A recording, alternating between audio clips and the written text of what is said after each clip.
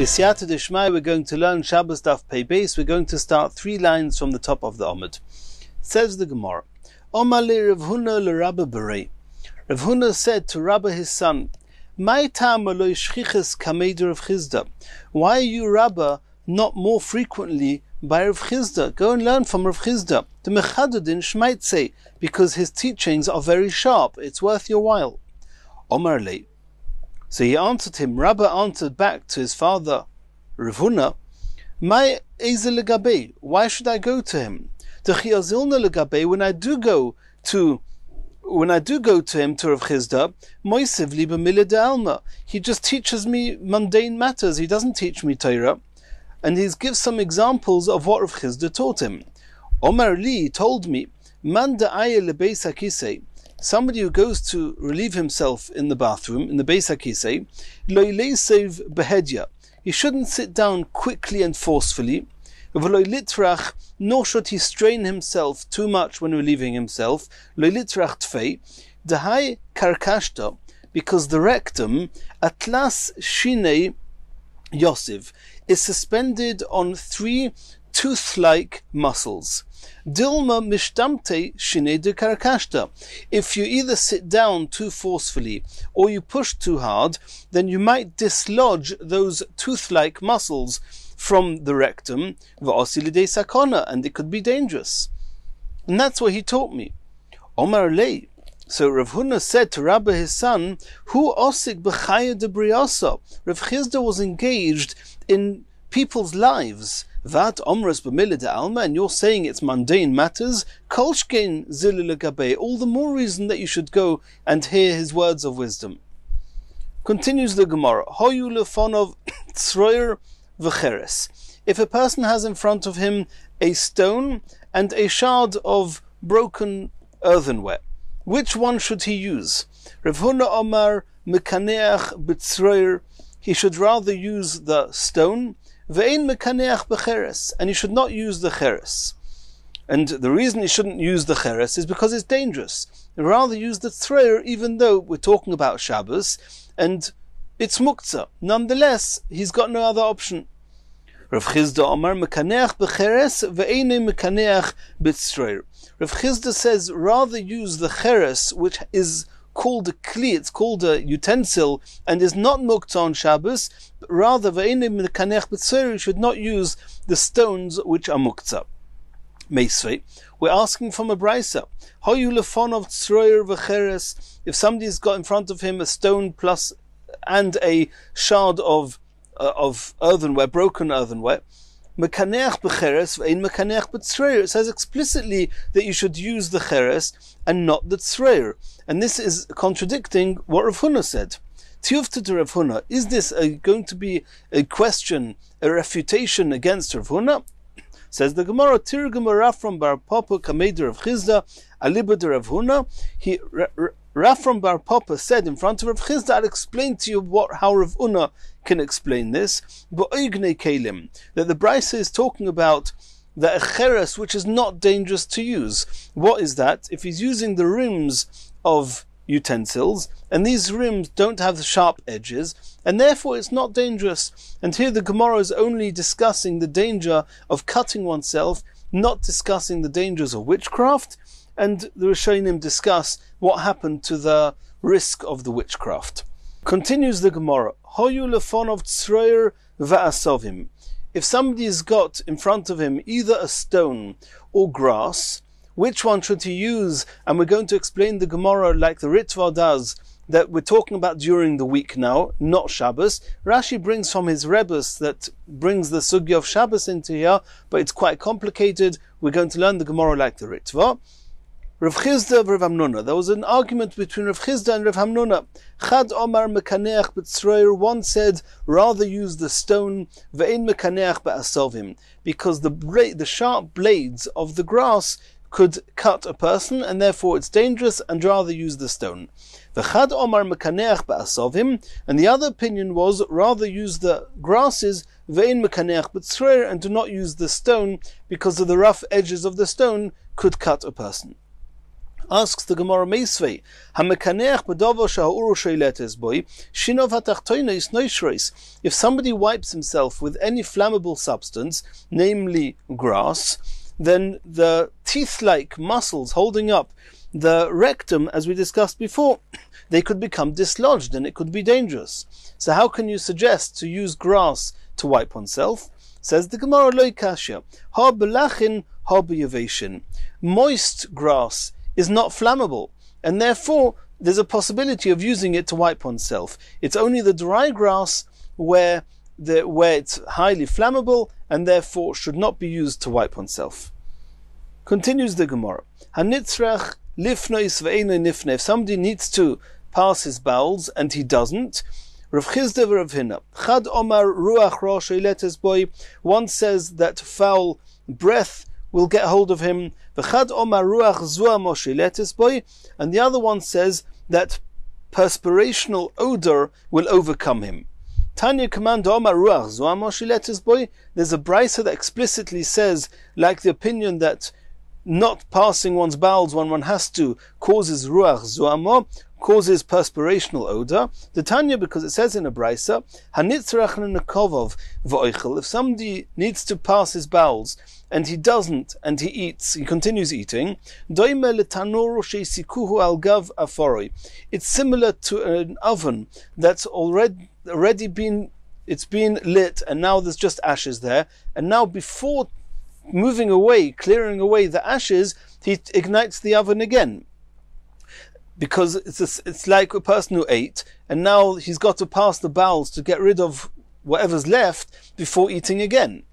V'zui tchilas ruach zoama. Not doing that is going to cause ruach zoama. It's explicit in the brisa that eating before passing one's bowels will cause perspirational odor. Continues the Gemara. If somebody feels he needs to pass his bowels and he's not able to, it's somewhat constipated. Omer of Chizda, Yamoid v'yeshev v'yamoid v'yeshev. He should stand up and then sit down again, and stand up and sit down again, and this is going to stimulate the muscles and cause the bowels to move down and hopefully to get released. Rev Chonon Minardo Omar, Yestale Klitstodim. You should change position. You should go somewhere else, and just moving position will stimulate those muscles, hoping to release the bowels. Rev Hamnuna Omar, Yimashmeish B'tzroir. He says that you should manipulate using a stone Ba'oisei Mokim, the rectal opening, and that way, hopefully, the bowels will be released. V'Rabbanon Omri Yasiach Daitoi. The Chachamim say you should divert your mind from it. Even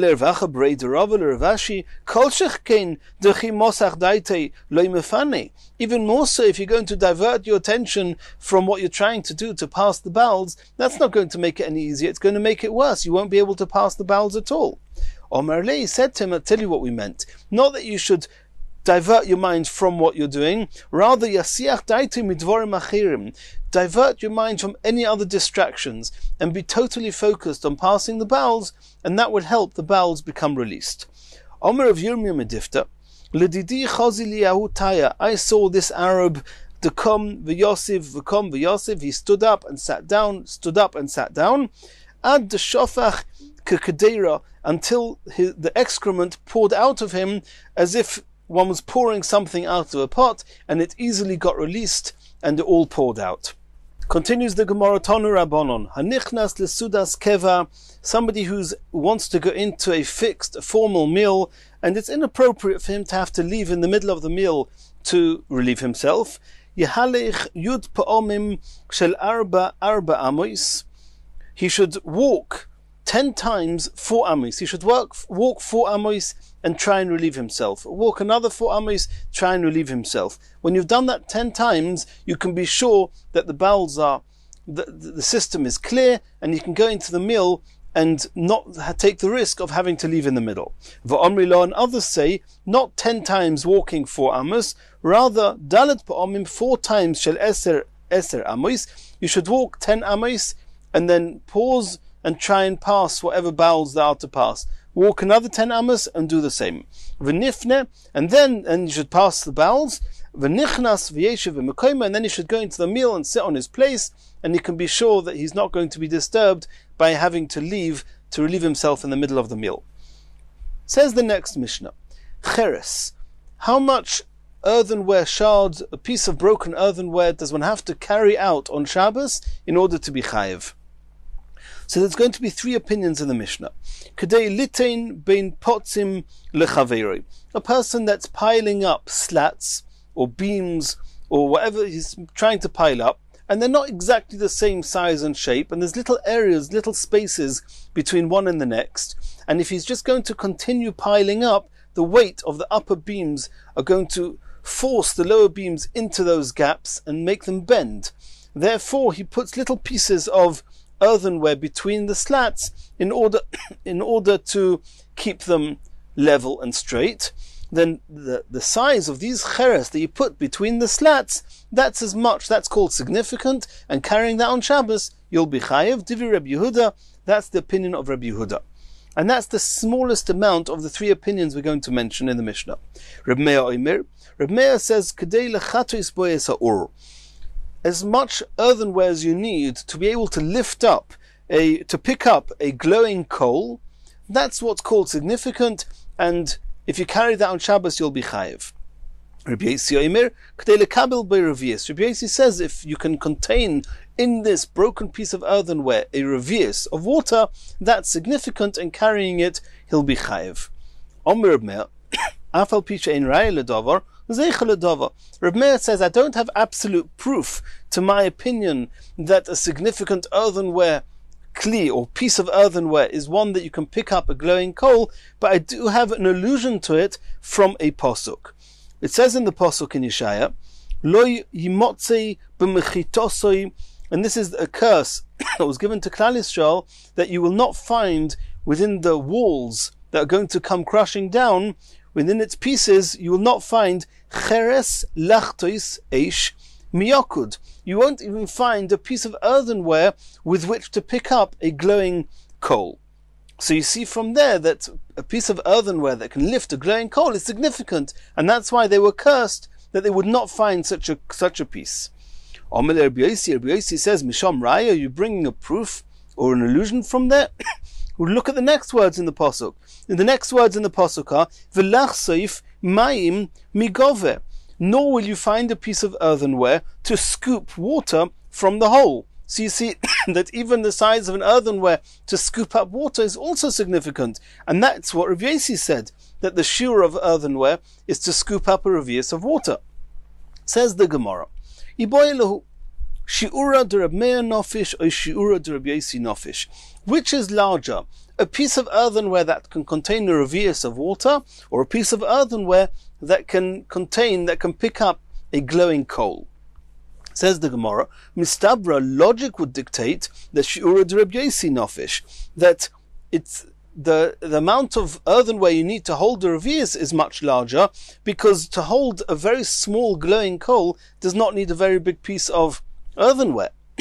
However, or mikra, but from the pasuk it seems it's clear that shiura de Reb Meir nofish, that it's to carry a coal is a larger piece than the piece needed to hold a revius. Why? Because let's go back to the pasuk we mentioned. The curse was you're not going to find a piece that can hold a coal, and you also won't find a piece that can contain water.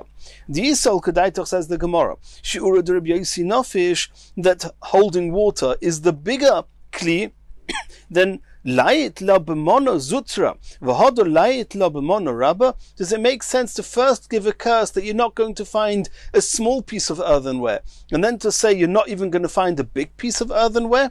Because the pasuk says you're not going to find earthenware to hold a coal, and you're not going to find earthenware to hold water.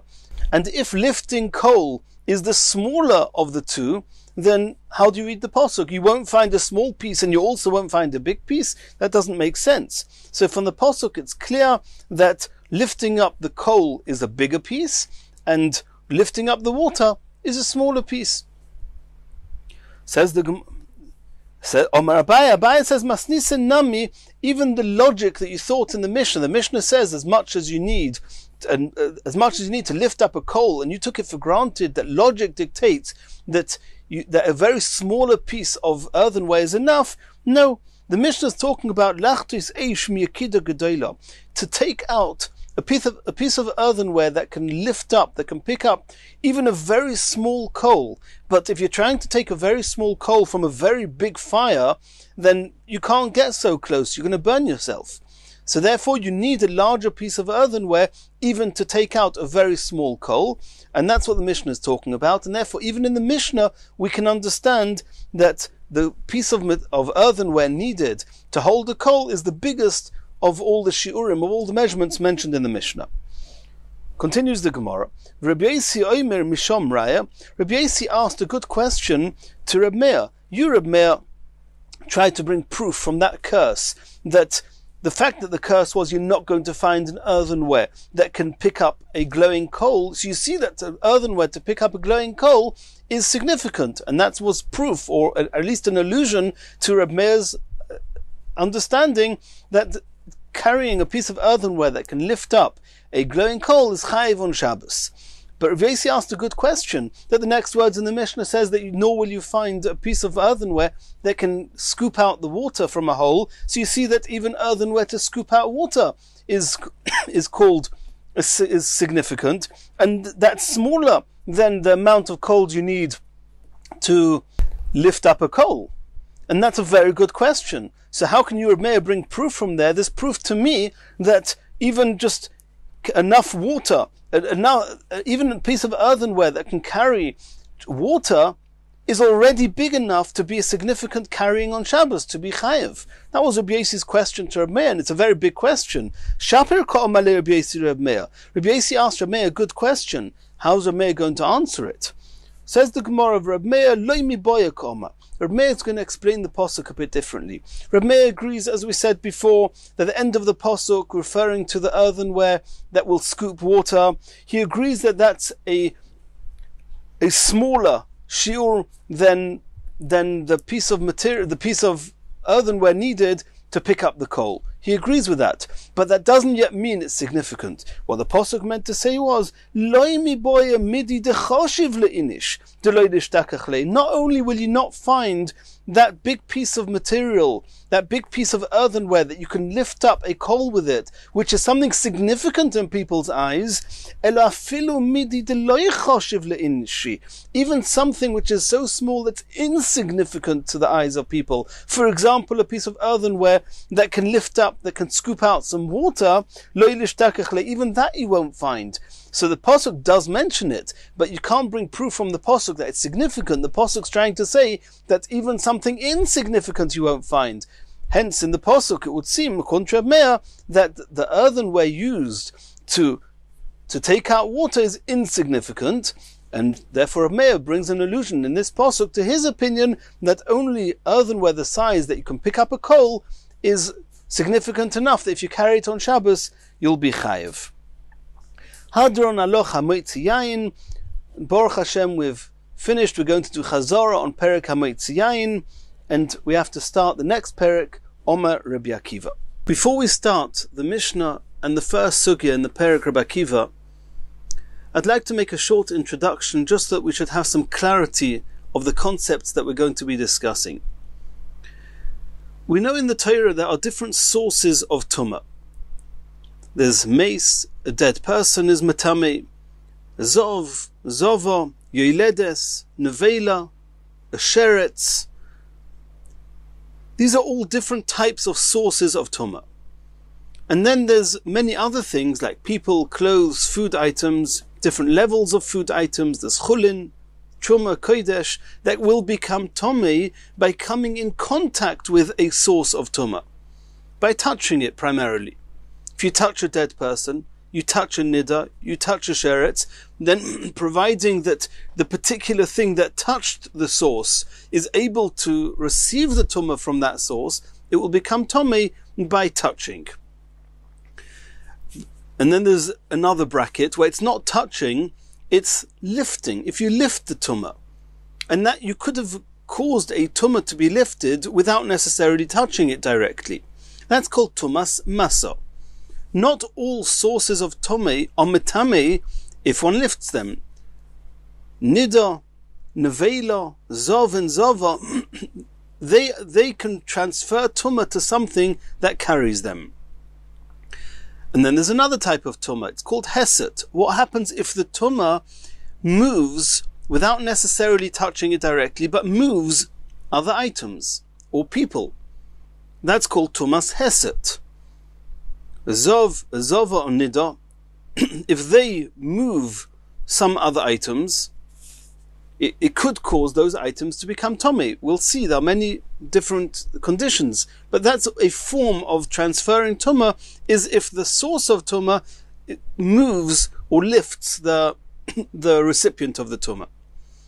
And then there's another type of Tomei, which in some level is similar to Masa, but it's in the same bracket as Hesed, and that's called Even Mesame, which means if you've got a very heavy stone that's been supported by stilts or supported with feet and is on top of, it's not weighing down, but it's on top of some kalim, and then there's certain types of Tomei on top of it. For example, if you've got a Zov, a Zova, a Nida that's on top of this stone, and the kalim underneath it, Rashi says kalim, Tosfos has an issue with it, but there's something underneath it which would become Tomei if the Nida or the Zov actually leaned on it, even though over here they're not directly leaning on it, they're leaning on the stone, and the stone is hovering above those kalim without the full weight of the stone being on those kalim.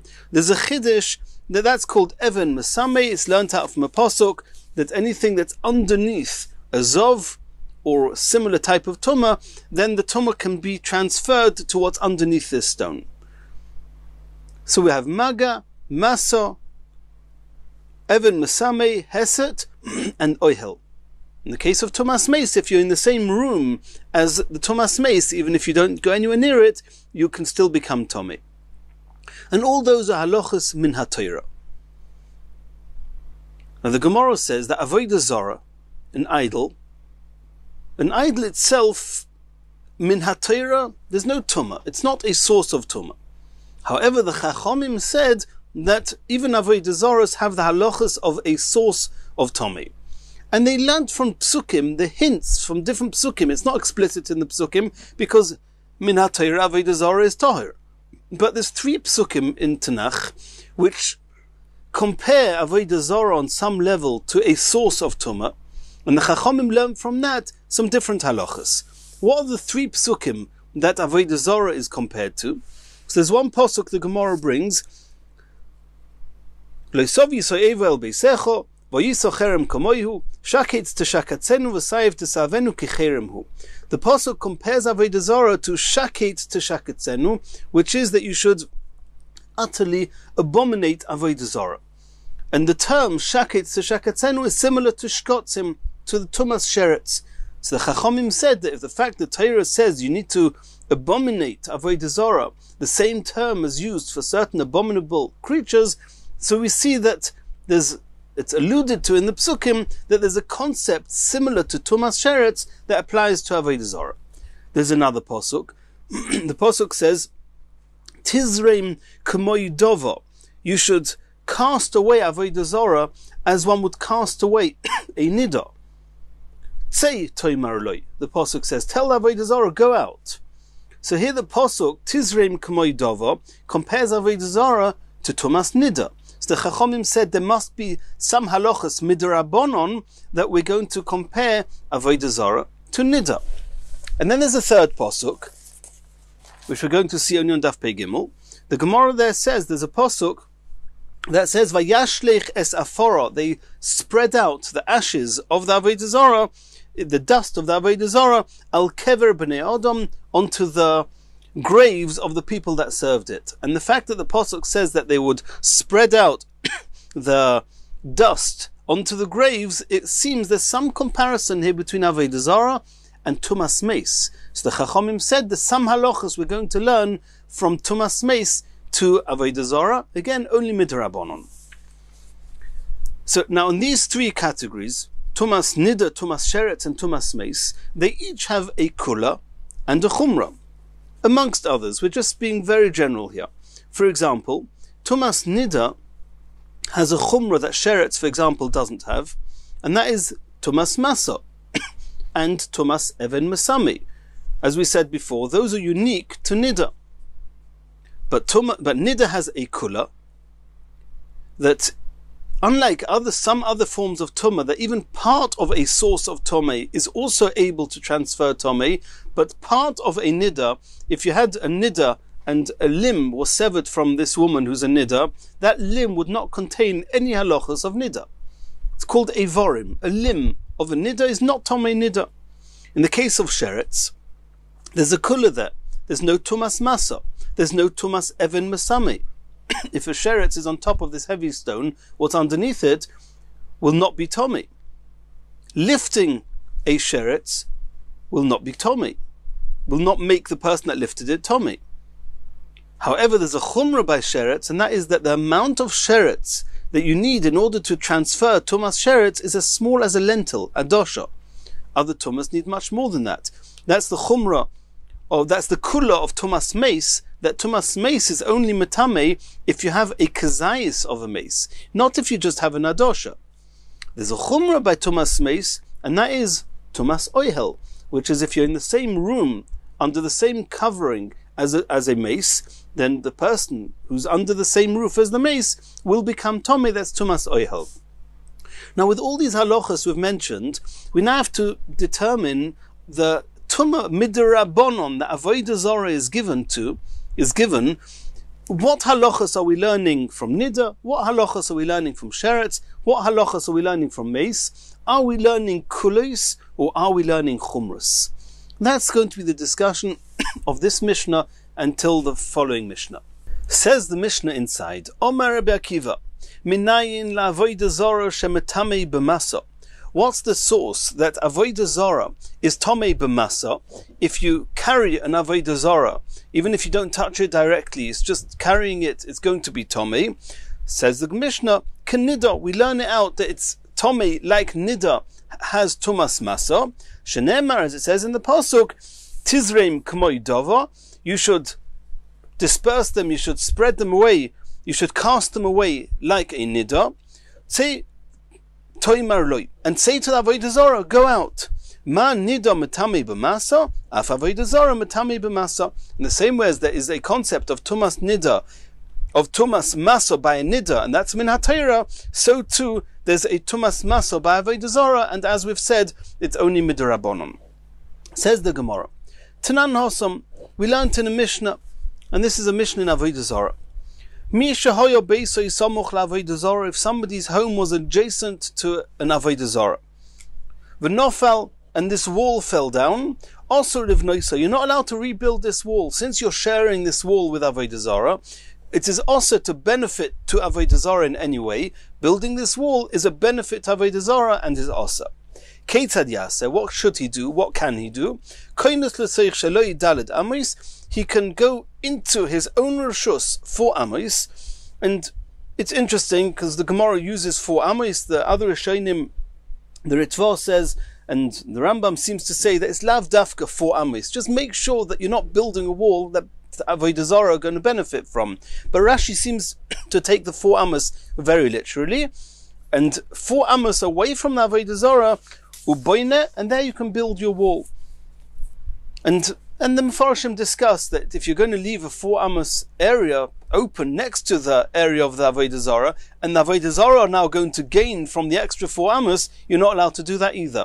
So you have to make sure that that 4 amos remains unusable by the avodah zarah. If the wall that fell down, half of the depth of the wall, half of the width of the wall belonged to you and half belonged to the avodah zarah, the nidoin merza al merza. Then the 4 amos that you're counting, that you have to move away from the avodah zarah, you can start counting from the center of the width of that wall. Avonov ve'etzov ve'afarov. The stones themselves, the timber, the woods, or the mortar, the afar, they have the same halachas as an avodah zarah. It's a discussion in the Mefarshim why, but either they themselves were served, and if not, they have the same halachas as avodah zarah, and they are metamin kesheretz. They have some of the halachas of tumah of a sheretz, and what halachas of a tumah of sheretz do they have?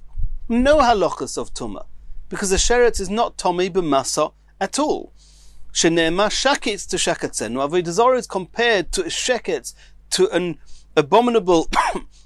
It's got to be utterly abominable, and it's similar to the shrotzim, tumas sheretz, which is an abominable creature, and therefore has halachas of the shkotzim. And the same way as a sheretz is not metamei b'masa, so too this avodah zarah is not metamei b'masa.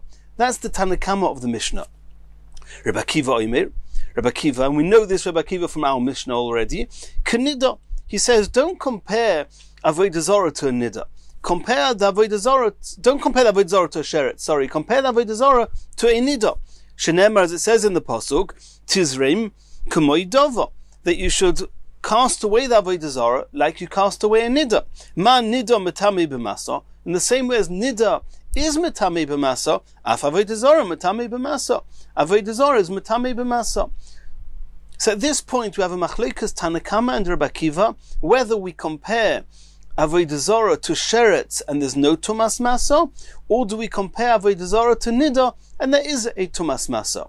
And we're soon going to see everybody agrees that avodah zarah is also compared to sheretz and also compared to nida, and we'll see what each Tana is going to learn from each pasuk. Omar Rabba, there's going to be two main explanations here to explain this machlokes Tanoim, the Chachomim and Rabbi Akiva that we just saw now. There's Rabba, and then we're going to see Rebbe Loza. Let's see how Rabba explains this. Omar Rabba, Tizreim de Omar Kra, this pasuk of Tizreim, of casting away the avodah zarah, that compares avodah zarah to a nida, the Omar Kra, Nochrinu minoch kazar, you should estrange the avodah zarah like you would a stranger. Say toimer loy, tell the avodah zarah go away. Hikones al toimer loy, never say to an avodah zarah you can enter. That was just to explain the pshat in the pasuk of Tizreim k'moi dova. V'omar Rabba, and this is where Rabba is now going to explain the machlokes Tanoim. B'masa, so when we learnt the machlokes Tanoim, we explained kipshutei that the Tanakama say there's no Tumas Masa, and Rabbi Akiva says there is Tumas Masa. Tanakama learned from Sheretz, and Rabbi Akiva learns from Nida. Rabbi says no. B'masa de kule alma loy pligi de metamo. Everybody, the Tanakama and Rabbi Akiva both agree that when there is Tumas Masa on avodah zarah, doha iskish lenida. Everybody agrees that Tizreim k'moi dava, that avodah zarah is compared to Nida, and Nida has Tumas Masa. Ki pligi. Where they're arguing, be'even mesame. By nida, we saw there was halacha that if a nida is resting on top of this big stone, and under the stone is something that could become tomei from a nida, then even though she's not resting or leaning on what's under the stone, since she's leaning on the stone, it's called tumah of even mesame, and it's tomei. The question is that aspect of nida, besides for the masa aspect, which everybody agrees is going to apply to avodah zarah, the even mesame aspect, is that also going to apply to avodah zarah? If you put avodah zarah on top of such a big stone, and you've got something underneath that could become tomei from avodah zarah, that it will become tomei, and that's the machlekes Tanoim. Rabbi Akiva sovar k'nida. Rabbi Akiva says that since we compare avodah zarah to nida, we go all the way. Ma nida metami be'even mesame, af avodah zarah metami be'even mesame.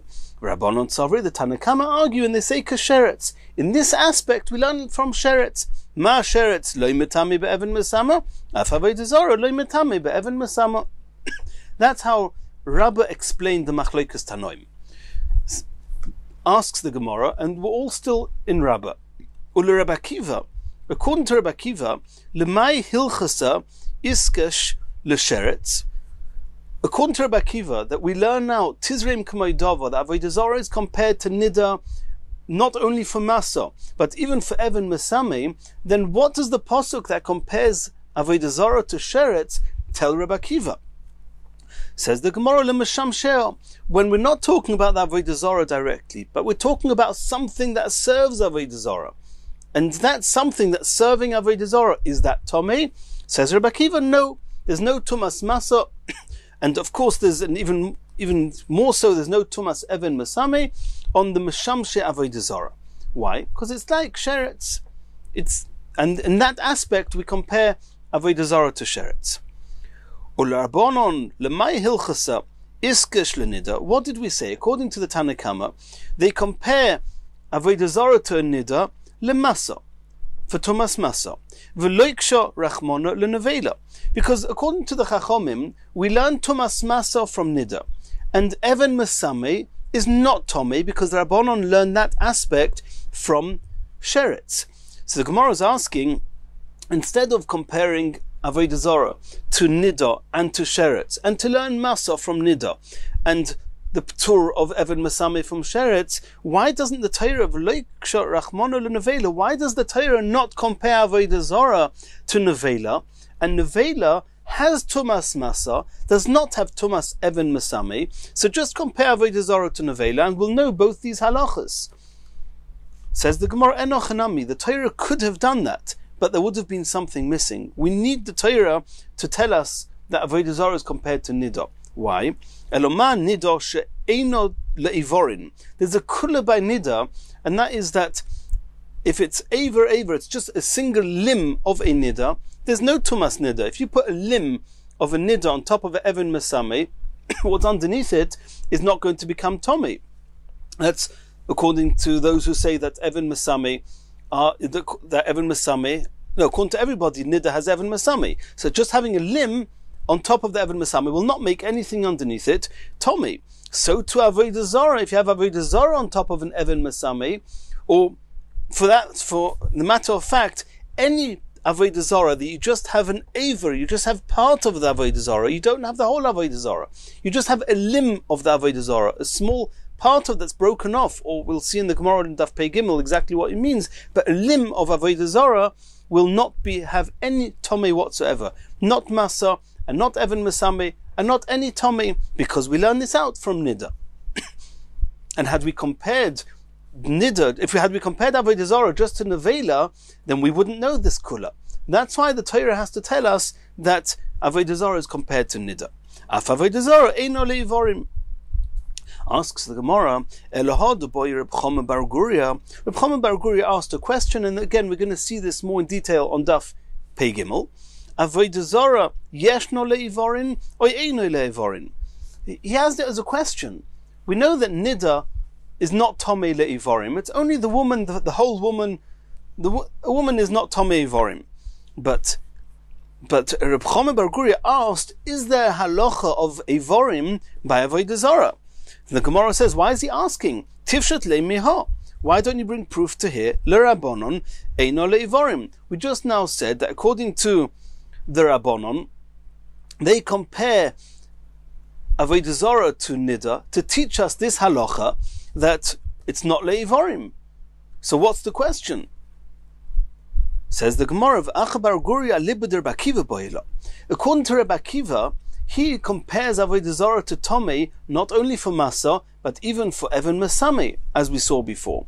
So the question is, does Rabbi Akiva only learn from Nida the Chumras of Masa and Even Masame, or does he also learn from Nida the Kula that it's not Nidon Be'ivorim? And that was the question of Reb Chama bar Guria, and he was only asking according to Rabbi Akiva in Rabba's understanding. So that's Rabba's understanding of this sugya. Rebbe Loza Omar, Rebbe Loza has a slightly different approach. But Even Masame, regarding Even Masame, de kule alma loy pligi, de loy metame. Everybody agrees that it's not Tomei. Why? So Rashi explains, and some put it in the Gemara, because we learn that from Sheretz, the Tanna Kama of that Mishnah, and Rabbi Akiva both agree that the aspect that we learn from Sheretz is that there's no Tumah of Even Masame. Ki pligi, the Machlekes is b'masa. Is there Tumas Masa? Rabbi Akiva sova kinida. Rabbi Akiva learns out that it's like nida, ma nida matami b'maso, af avodah zarah matami b'maso. Rabbanon Sobri, the Tanakama, argue and say, Kesheretz, we also learn tumas maso from sheretz. Ma sheretz loy matami b'maso, af avodah zarah loy matami b'maso. Asks the Gemara, Rabbi Akiva lemay hilchasa iskish l'sheretz. What does Rabbi Akiva learn from the fact that the Torah compares avodah zarah to sheretz? According to Rabbi Akiva, he says that there is tumas masa. We're going in Rebbe Lozo. He says there is tumas masa because we compare avodah zarah to nida. So what does he learn out from sheretz? And it's a bit of a problem here because Rabbi Akiva himself learns out that there's no tumas even mesame because he compares avodah zarah to sheretz, as we saw before. So, and Tosfos deals with that. It's a bit of a problem with Rashi. But says the Gemara, L'mashamshel, that what Rabbi Akiva also learns from sheretz is that we learn from sheretz that meshamshim of avodah zarah are tohir. There's no tumas masa. I don't know if they're completely tohir, but there's no tumas masa. The same way as there's no tumas masa by sheretz, so too there's no tumas masa to those items or objects that are serving the avodah zarah. According to the Chachomim, and here we're in Rebbe Lozo, and Rebbe Lozo says that according to Tanakama, they learn out not only tumas even mesame, but also tumas masa, both from sheretz, that there's no tumas masa and there's no tumas even mesame by avodah zarah. So what do they learn out from nida? Lenida, lemay hilchasa iskash lenida. Why does the Torah compare avodah zarah to nida? Says the Gemara, man nida eino leivorim, af avodah zarah eino leivorim.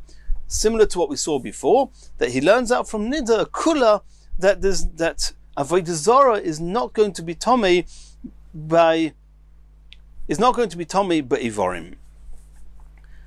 Rabbi Akiva lemay hilchasa iskash lenida. Lemasa. This is the same question as we asked before in Rabbah. We asked on the Tanakama. We're now asking, according to Rebbe Lozo, it's the same question on Rabbi Akiva. According to Rabbi Akiva, in the opinion of Rebbe Lozo, tumas masa is tomei, he learns it out from nida. Tumas even mesame is tohir, he learns it out from sheretz. So we have the question: why does the Torah not compare avodah zarah to nevela, and you'll know both of those with one comparison to nevela. Nevela has tumas masa and does not have tumas even mesame. Loikshol nevela. Says the Gemara, enochanami. You're right that if these were the only halachas we had to learn out, the Torah could have done that. Eloman nida eino leivorim, af avodah zarah eino leivorim. Here we've got Rabbi Akiva who's now also saying that we need to learn out from nida, not. That means we know that Rabbi Akiva uses the comparison to nida for tumas masa, but the fact that it's nida and the Torah did not compare avodah zarah to nevela to tell us tumas masa is to tell us this halacha, this kula, that in the same way as nida there's no tumas ivorim, so to avodah zarah there's no tumas ivorim. So according to Rabbah, the only one that clearly learnt out that from nida that there's no tumas ivorim was only the Tanakama, because the Tanakama, they are the ones that could have learned from nevela, because according to Rabbah, it's the Tanakama who say that avodah zarah has tumas masa and does not have even mesame. According to Rebbe Lozo, both Tanakama and Rabbi Akiva, they need to learn out from nida. The Tanakama need to learn out from nida that there's no tumas ivorim because they don't learn anything else from nida. They say that there's no tumas masa and no tumas even mesame because both those halachas are learned from sheretz. All they have to learn from nida is that there's no tumas ivorim. According to Rabbi Akiva, in Rebbe Lozo, he says that there is by avodah zarah tumas masa and there's no tumas even mesame. So on him the question is, why does the Torah not compare it to nevela? And he says that I need nida to tell me there's no tumas ivorim. So here the Gemara is going to ask now, like we asked before, Elohad the boy of Choma bar Guria. This that Rav Choma bar Guria asked, avodah zarah yeshno leivorim or eino leivorim. Is there tumah of avodah zarah when it's just a limb of avodah zarah, not the whole avodah zarah? Tirshit le meha. According to Rabbi Lazar, you can answer his dilemma. Bein Rabbanon, bein Rabbi Akiva. Both of them learned from Nida that there's no tumas evarim by avodah zarah. What was his question? De'eno le'evarim. Says the Gemara, Reb Chama bar Guria karabba masni. Reb Chama bar Guria was learning like Rabba. Uboyela libad Rabbi Akiva. And as we saw before, according to Rabba, then we only have a clear ruling on this. According to the Tanna Kama, they learn out from Nida that there's no tumas evarim by avodah zarah.